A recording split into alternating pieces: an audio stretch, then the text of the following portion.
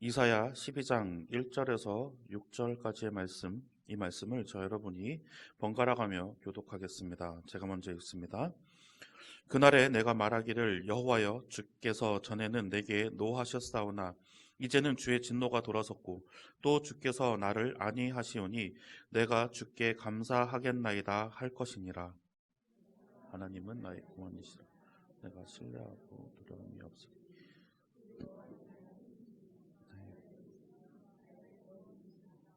그러므로 너희가 기쁨으로 구원의 우물들에서 물을 기르리로다. 그날에 너희가 또 말하기를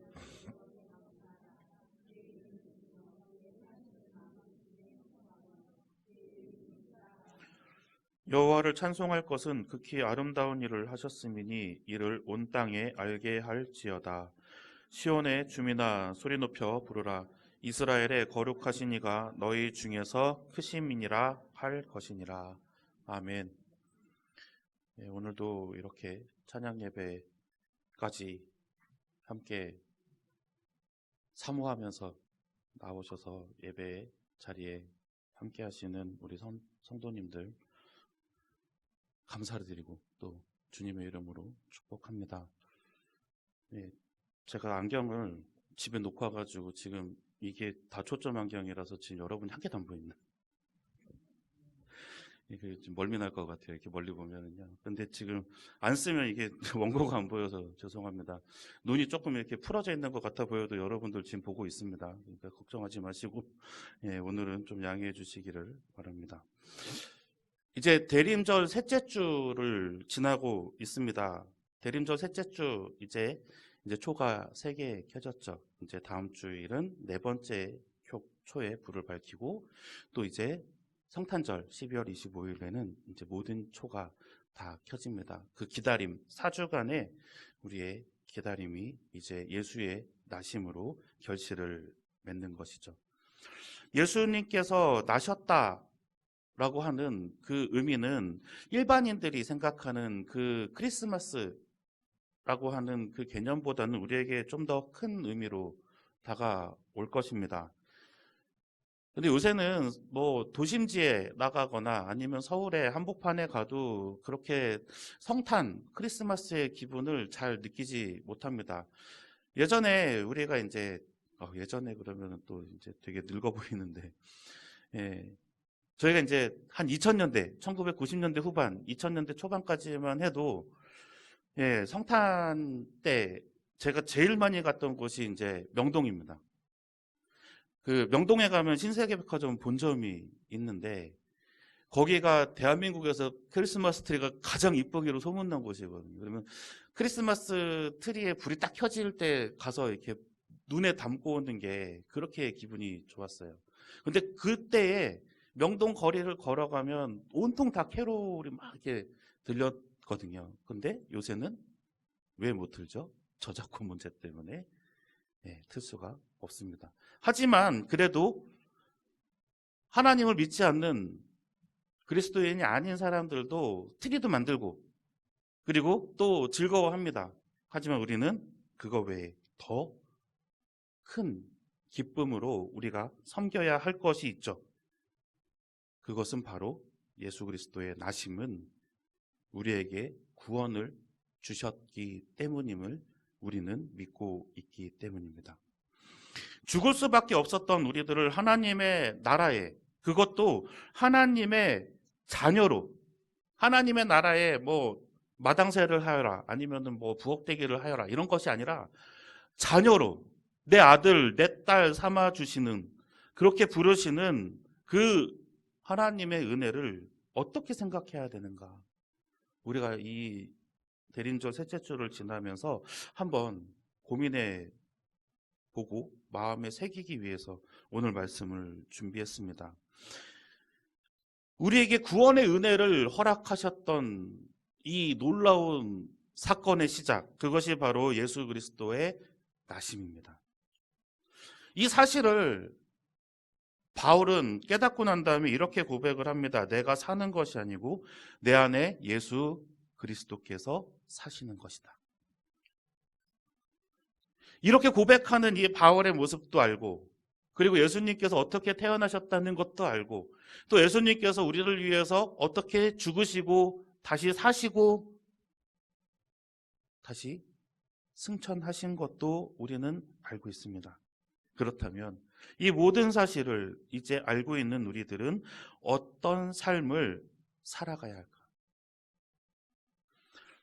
사자성어 중에 이런 사자성어가 있습니다. 결초본이라고 하는 사자성어 있죠. 풀을 묶어서 은혜를 갚다. 춘추시대에 진나라에 위무자라고 하는 사람이 있었대요. 그 위무자의 첩, 본처도 아니에요.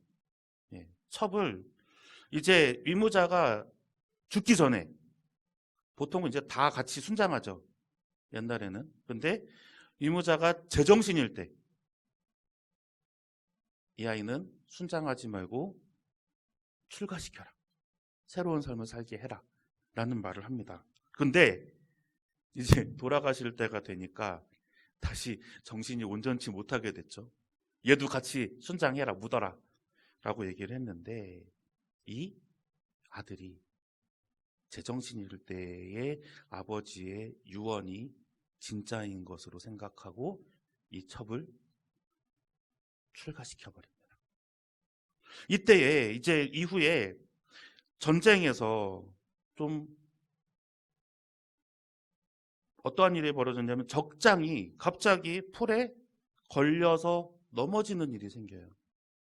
그래서 이제 이 위가가 이 적장을 잡아서 큰 공을 올립니다. 그리고 봤더니 온통 그 동네에, 그 주변이 풀이 다 묶여져 있는 것을 발견하죠. 그러고 한 노인이 꿈에 나타납니다. 내가 누구냐 하면 당신이 출가시킨 그 여인의 아버지다 라고 이야기를 합니다. 이것이 그냥 전해져 내려오는 이야기이겠거니라고 해도 그 은혜를 잊지 않는다라고 하는 것에는 인간이 마땅히 지켜야 할 그러한 덕목인 것으로 우리는 아마 알 것입니다. 이것에 반대되는 사자성어가 있죠. 배은망덕. 은혜를 저버리고 베푼 덕을 잊는 것. 그것이 이 배은망덕입니다. 우리가 삶을 살아보면 짧은 삶을 사는 이제 청년들도 있을 것이고, 또 많은, 또 한참의 또 세월을 살고 계시는 분도 분명히 있을 것입니다. 하지만 그 삶 속에서 나에게 호의를 베풀어주고, 나에게 친절을 베풀어주고, 나에게 어떠한 것을 제공해줬다, 내가 어려울 때에 나를 도와주고, 내가 슬플 때에 같이 위로해주고 같이 울어주고, 내가 기쁠 때에 자기의 일인 양 기뻐하며 축하해 주었던 그 사람에게 우리는 어떻게 대합니까? 같은 호의로, 또 같은 은혜로. 나중에 언젠가는 갚아야지, 나중에 언젠가는 내가 다 있을지는 몰라도 내가 언젠가는 그 호의에 대해서 어떠한 표현을, 감정의 표현이든지 고마움의 표현을 해야 되겠다라는 생각을 하지 않겠습니까? 그것이 보편적인 사람들의 생각입니다. 도움을 준 사람에게 내가 언젠가는 그 호의에 등에 칼을 꽂겠다라고 다짐하는 사람은 없을 겁니다.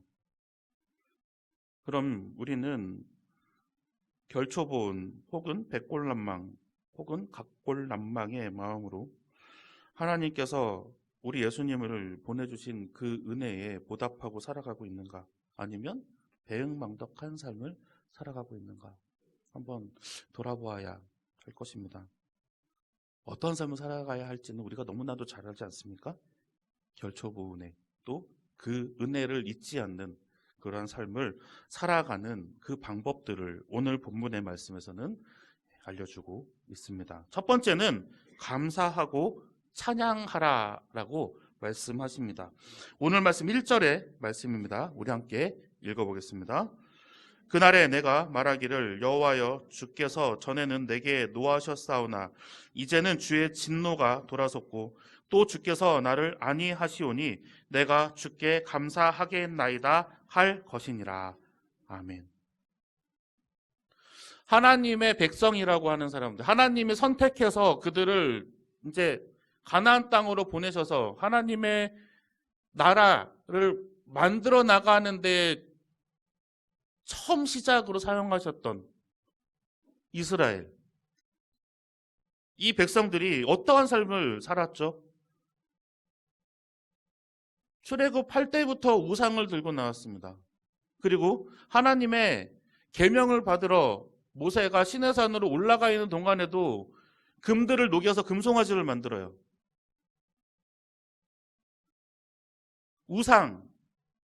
우상이라고 하는 것, 그것이랑 결코 떨어질 수가 없었어요. 하나님께서 직접 말씀하시고 직접 진노하시고 직접 치셨음에도 불구하고 이스라엘 백성들은 이 바알과 아세라를 떨쳐내지를 못했습니다. 그 결과가 이거예요. 하나님의 진노. 너희는 멸망할 것이다. 포로로 끌려갈 것이다. 고통받을 것이다. 너희의 자녀들이, 너희의 친척들이 죽임을 당하고 찢기고 폐허가 되고 예루살렘 성전과 성은 무너질 것이다. 이 진노를 얻게 됩니다. 그런데 오늘 이사야 12장의 말씀에 이 하나님께서 진노가 돌아섰다라고 이야기를 하셔요. 실제로 진노가 돌아서지 않았어요. 아직 진노가 시작하지도 않았거든요.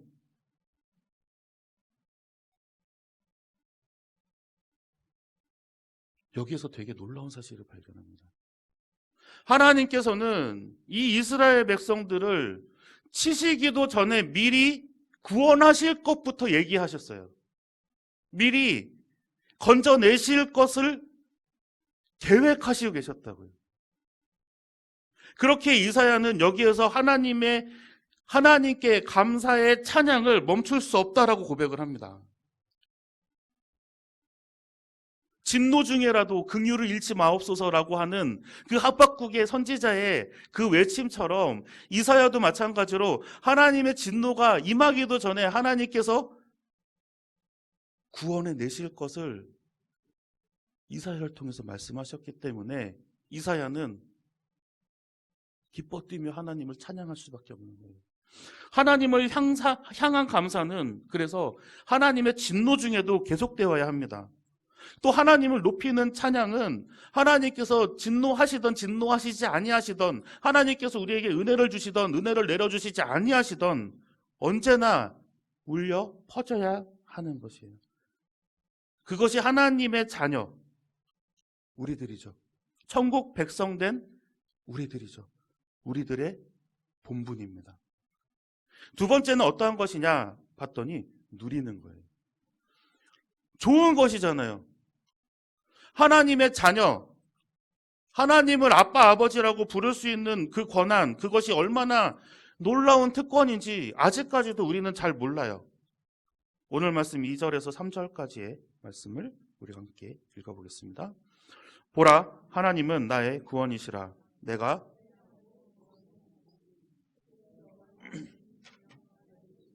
나의 구원이심이라. 그러므로 너희가 기쁨으로 구원의 우물들에서 물을 기르리로다. 아멘. 구원을 누가 주실 수 있는가? 하나님의 고유 권한입니다. 어느 누구도 구원을 선포할 수가 없어요. 하나님의 이름으로 선포하죠.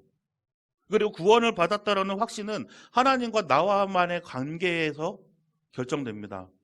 아, 저 사람은 행동하는 거 보니까 구원 안 받았어. 이런 말 할 수가 없어요.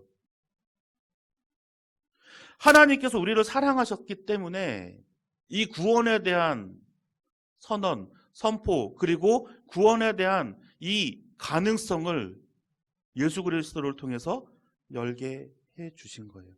그 구원을 통해서 우리는 하나님의 백성, 자녀가 되었죠. 이 특권이 정말로 어마어마합니다. 영원토록 우리가 기뻐할 수 있는 것, 영생을 얻게 되는 것. 그것이 정말로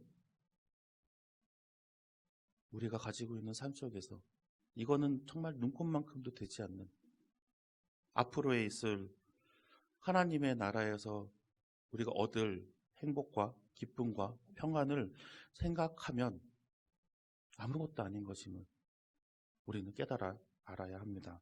3절에 보면은 기쁨으로 구원의 우물 들여서 물을 기르다라고 선포합니다. 구원의 우물 들여서 물을 길러가요. 이 말씀은 어디서 많이 회자되는 말씀, 그리고 또 연관지어서 우리가 생각할 수 있는 말씀이 있어요. 우물에 물을 기르러 왔던 수가성 여인 기억하실까요?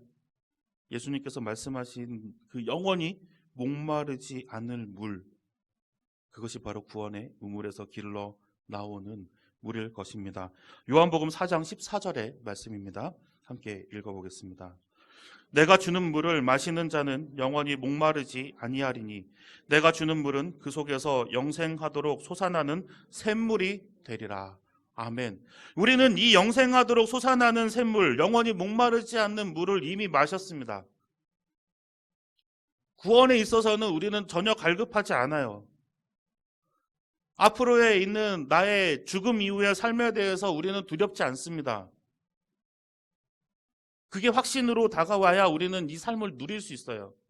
기쁨으로, 그리고 감사함으로. 우리는 이런 하나님의 은혜를 깨달았을 때 물 한 방울 없이 타는 목마름으로 정말 진짜 나한테 누가 한 방울만 떨어뜨려 주면 안 될까 하는 그러한 갈증으로 사막을 헤매고 있다가 오아시스나 우물을 만난 것과 같은 기쁨과 감격을 누릴 것입니다.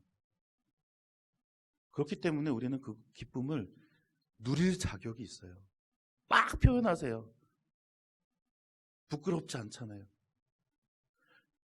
내가 하나님의 자녀입니다. 내가 하나님 나라의 백성입니다. 나는 영원히 목마르지 않을 그런 영생을 얻었습니다. 라는 것이 내 삶을 누릴 수 있는 기쁨이 되어야 합니다. 널리 전하고 기뻐하시고 이 기쁨을 모두에게 알릴 특권이 우리 여러분들에게 있습니다. 마지막으로 선포하라라고 하십니다.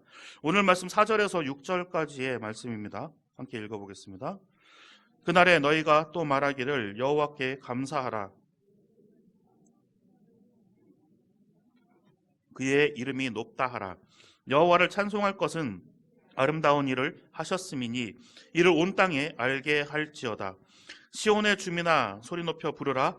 이스라엘의 거룩하신 이가 너희 중에서 크심이니라 할 것이니라. 아멘. 이제 우리는 찬양도 하고 자랑하면서 뻐기기도 하고 누리기도 했습니다. 이제는 선포할 시간이죠. 하나님께 영광을 돌리는 것, 그것은 하나님 나라 백성의 삶의 목적입니다. 우리가 하나님께 영광을 돌려야 하는 이유, 그것은 오직 하나님만이 우리에게 구원을 선포하신 분이기 때문입니다. 내가 사는 삶이 하나님께 영광이 되는 삶이 되어야 하고 하나님의 기쁨이 되어야 하는 그러한 이유가 여기에 있습니다. 우리를 구원하신 전능하신 하나님께서만이 분명 가능하신 것입니다. 우리 함께 하시는 하나님을 찬양하고 이제 하나님의 행하심, 또 하나님께서 역사하심, 하나님께서 구원하심을 선포해야 합니다. 나는 이렇게 구원받았습니다. 나는 이렇게 하나님을 통해서 자유를 얻었습니다. 그것이 우리의 사명입니다. 사명이라는 것이 임무라고 합니다. 맡겨진 거예요. 그것은 어떠한 것이냐? 해야 하는 거죠. 반드시 의무와 책임이 있습니다. 현 시대를 살아가는 우리들, 특히나 젊은이들에게는 짐이 너무나도 많습니다. 해야 할 것도 많아요. 과제도 많습니다. 예전에 제가 교회학교를 다녔을 때는 선생님들이 평일날에도 교회만 와 있었어요. 학교만 다니면 됐었거든요. 아무 때나 가도 선생님들이 있었어요. 와서 찬양하고 막 가스펠 막 불 보르면서 놀아요. 그런데 지금은 점점 사는 것이 힘들어져서 또 많은 것들을 해내야 하기 때문에 더 바쁜 삶을 살아가고 있습니다. 하지만 이렇기에 이 청년들, 젊은이들이 기쁨을, 삶의 어떠한 원동력이나 또 휴식이나 삶에서 즐거움들을 다른 방식으로 찾아 나섭니다. 하지만 그걸 찾아 나설수록 타는 목마름에 소금물을 먹는 것처럼 더 갈급해질 수밖에 없습니다. 더 허무해지고 더 삶이 피폐해집니다. 영생의 물이라고 하는 건 영원히 목마름이 없는 물, 하나님께서 넘치도록 부어주시기 때문에 이제 내가 하나님 갈급해요, 하나님 더 채울 것이 없어요, 나는 다 비었어요 라고 하나님 앞에 나오는 모든 사람에게마저 이제 더 이상 넣을 곳이 없을 정도로 하나님께서 부어주시는 그 영생의 물, 이것들을 우리가 선포해야 됩니다. 타는 목마름으로 갈급해지고 있는 사람들에게 여기에 그 갈증을 해소할 것이 있습니다.